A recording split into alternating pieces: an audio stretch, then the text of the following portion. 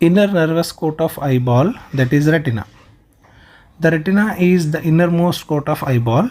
It consists of two layers, whereas an outer pigmented layer and an inner sensory layer. The space between two layers contains a gummy substance that glues two layers. The retina is present between the choroid and the hyaloid membrane of vitreous. The retina diminishes in thickness from behind forwards. Anteriorly, it presents an irregular edge known as or called as ora serrata. Structure of this layer. The outer layer of retina is insensitive to light and made up of pigmented cuboidal epithelium. The inner sensory layer of retina is sensitive to light and made up of photoreceptor cells called as rods and cones, as well as numerous relay neurons, whereas bipolar neurons and ganglion cells. The very thin non-cellular continuation of the retina in front of the ora serrata covers the ciliary body and iris.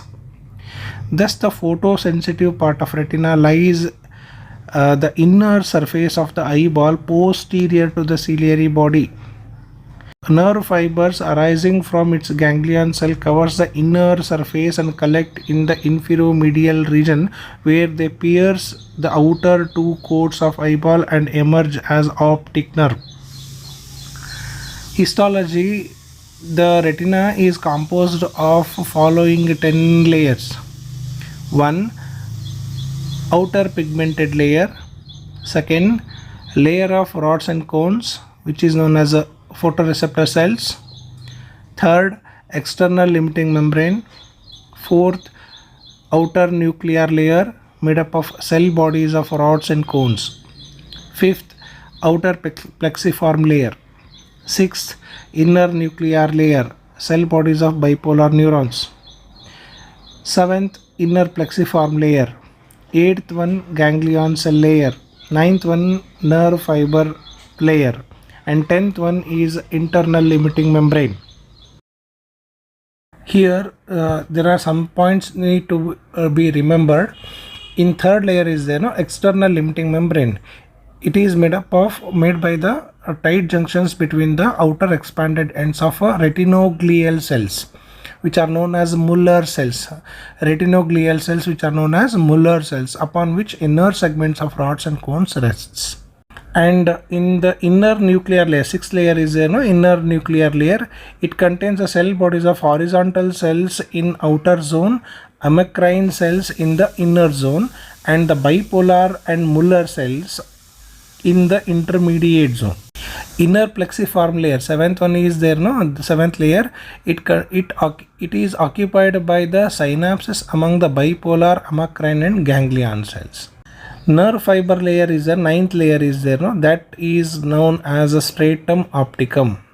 It is formed by the unmyelinated axons of ganglion cells. The fibers converge towards the optic disc, piercing the retina, choroid and lamina cribrosa of sclera, where they receives their myelin sheath and forms the optic nerve. In the last layer is there internal limiting membrane. 10th layer is formed by junctional complexes of expanded inner ends of Muller cells at vitreal surface. Okay, then functionally these sets of neurons make synaptic contacts within the retina in longitudinal columns. They are named from the outside inwards. The first one is the photoreceptor rods and cone cells, and their processes extend from the second to fifth layer of retina. Bipolar cell with their dendrites and axons occupy from the fifth to seventh layers. And the ganglion cell, third one is the ganglion cells, and their axons are placed in 8th and 9th layer. The longitudinal neuronal columns are integrated horizontally by horizontal cells and amacrine cells.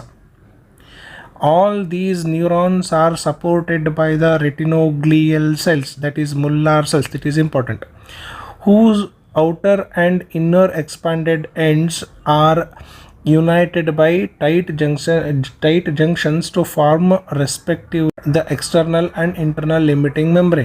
About pigmented epithelium, it contains of a single layer of cuboidal cells resting on the basal lamina of choroid. The cytoplasm contains, in addition to the organelle, the melanin pigments in the melanosomes. The cytoplasmic infoldings affect the basal zone of the cells. Their apical zone is provided with microvilli which project in between the outer segment of rods and cones. Pigment cells helps in the turnover of rod and cone photoreceptor components, absorb the light rays and prevent back reflection, provide nutrition to the avascular zone of outer 3 or 4 layers of retina by diffusion from the adjacent capillary plexus of the choroid.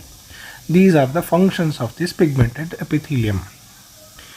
Not only that, the pigment cell by their tight junctions with one another acts as a blood retinal barrier to maintain the special ionic environment of the retina, along with the transporting of growth factors. The barrier prevents the entry of immunologically component lymphocytes within the retina. Appearance of retina as seen through the fundoscope. When when you see how the retina will be seen, on that we have to discuss. The posterior region of retina, that is fundus, can be examined by ophthalmoscope, a procedure called as a fundoscopic examination. The following features are observed there. There you will see macula lutea, a pale yellowish area near the posterior pole. It is approximately 4 mm in diameter, a small pit 1.5 mm in diameter in its center called as fovea centralis, which is the point where light is normally focused. The fovea is the portion of retina with maximum concentration of cones and cone receptors, hence the site of the greatest visual activity, that is the ability to see the fine images. Optic disc is about 1.5 mm in diameter, a white spot about 3 mm medial to the macula. The depression area in the center is called as a physiological cup. The nerve fibers from the retina meets and passes through this region, that is optic disc, of the eyeball to form the optic nerve. The blood vessel of retina also passes through this spot. Since there are no photoreceptor cells in the optic disc, it does not respond to light. Therefore, the optic disc is also called as a blind spot. The central artery of the retina enters the eye through the center of the optic disc. It divides into superior and inferior branches. Each of them further divides into temporal and nasal branches. The retinal veins follow the arteries. The normal optic disc appears as a cup-shaped area paler than the surrounding area, that is fundus. The edges of the disc are sharp and well defined. The congestion of the optic disc from the increased cranial pressure is called as a papilledima, in which the optic disc is obscured and disc margin is blurred.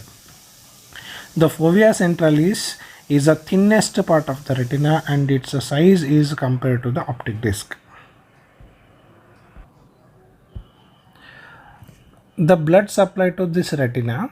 The deeper part of retina, that is up to the bipolar neuron, is supplied by central artery of retina, a branch of ophthalmic artery, while the superior part of the retina up to the rods and cones is nourished by diffusion from the capillaries of the choroid. Venous drainage. It is by central veins of retina which drains into the cavernous sinus. According to the applied aspect here about the retina, you should know that retinal detachment is one of the things anatomically applied anatomically.